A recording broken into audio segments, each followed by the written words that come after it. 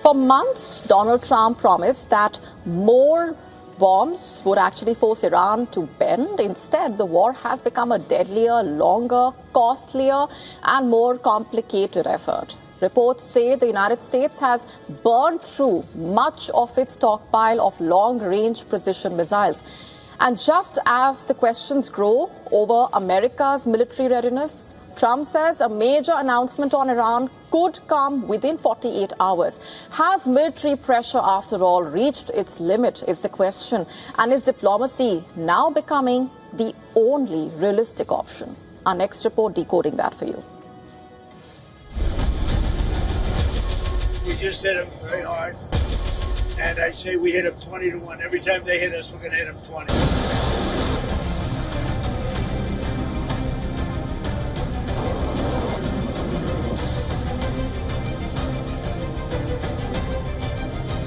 We'll be hitting them very hard. Wars are not won by speeches. They are won by strategy and by ammunition. For months, the United States has pounded Iranian targets with waves of precision strikes. Tomahawk cruise missiles, ATACMS, precision strike missiles. The objective was clear: increase military pressure, force Tehran back to the negotiating table. But now the battlefield is raising uncomfortable questions.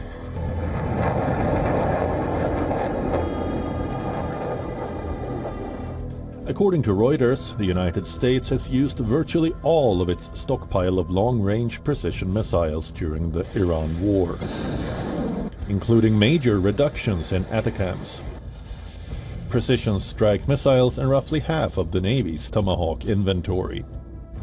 Officials insist the U.S. military remains capable, but acknowledge mounting pressure on key munitions. That matters because these are not ordinary weapons. They are among America's most advanced precision strike systems. Replacing them takes months, sometimes years.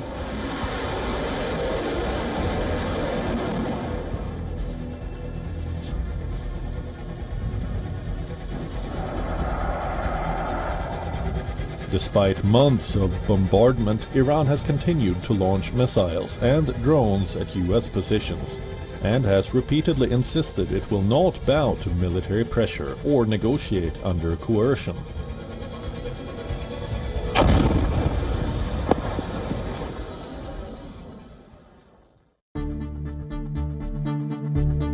The war has also come at a cost for Washington. 18 American troops have been killed and 624 wounded in Iranian attacks during the conflict, underscoring that the fighting has carried real consequences for the world's most powerful military.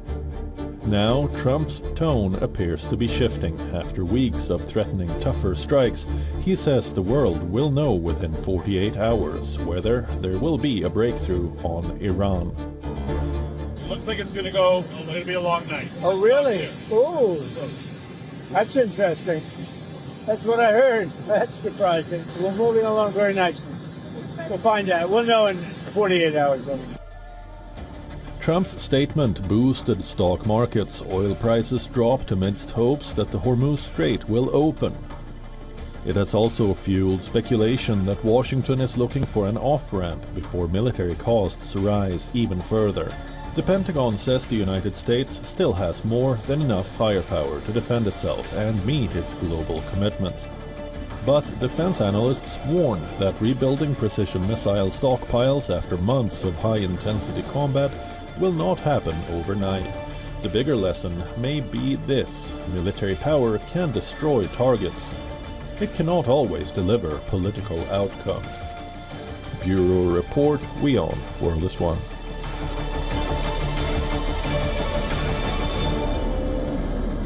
Social media has been buzzing with the new dating trend.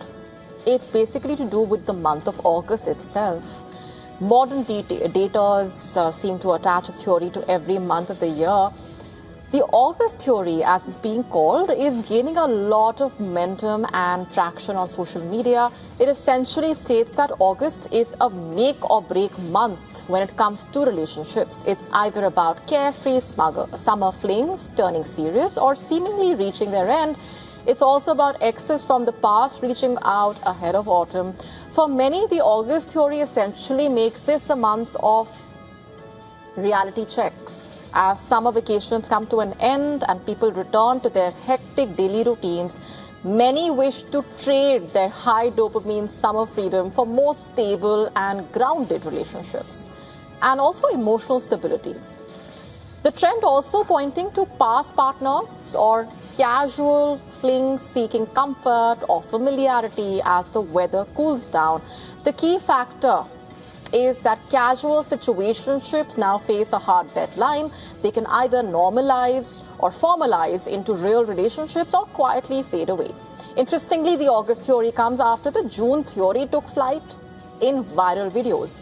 It's a trend that claims that June brings sudden romantic plot twists, either by sparking a new and intense relationship or by bringing an ex back into your life. But with August, it's now time for a reality check on the new romance of your life, perhaps. India's free UPI payment ecosystem could be headed for its biggest policy change since its launch. Let's break it down for you, and to what extent will this impact you and your UPI payment usage. The government has basically introduced amendments to the Payment and Settlement Systems Act that would basically allow merchant charges or merchant discount rate on notified digital payment modes in the future. Importantly, the bill does not impose any charge immediately. Instead, it creates the legal framework for the government to introduce MDR at a later stage if it chooses. Officials say no final decision as such has been taken on the timing, the rate, or the categories of transactions that may be covered. According to reports, one proposal under consideration is an MDR of 0.25% to 0.4% on UPI payments above 2,000 rupees made to businesses.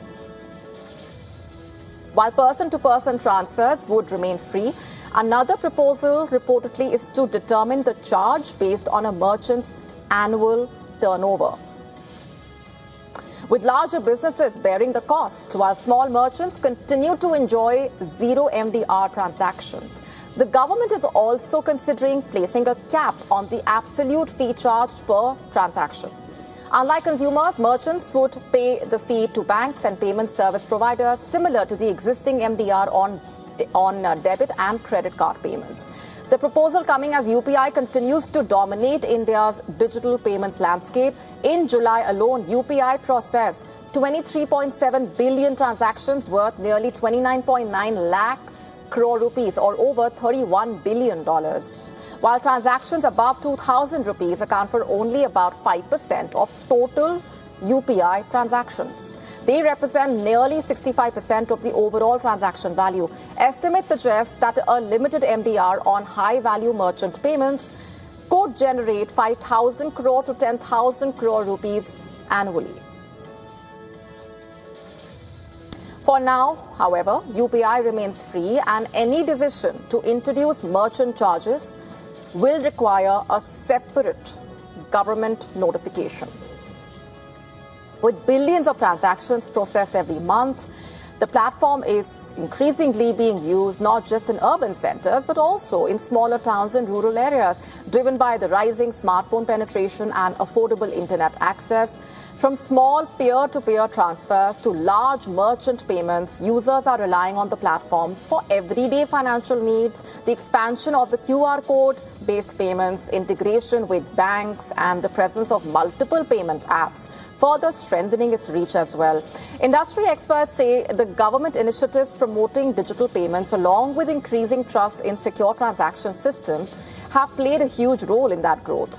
And the pandemic-era shift towards contactless payments also had a lasting impact, accelerating the adoption of platforms like UPI. At the same time, regulators continue to focus on enhancing infrastructure and ensuring system resilience. to handle the growing volumes. And in terms of the market share among the UPI apps, PhonePe and Google Pay continue to lead the space, accounting for about 3/4 of the total transactions, both in volume and value.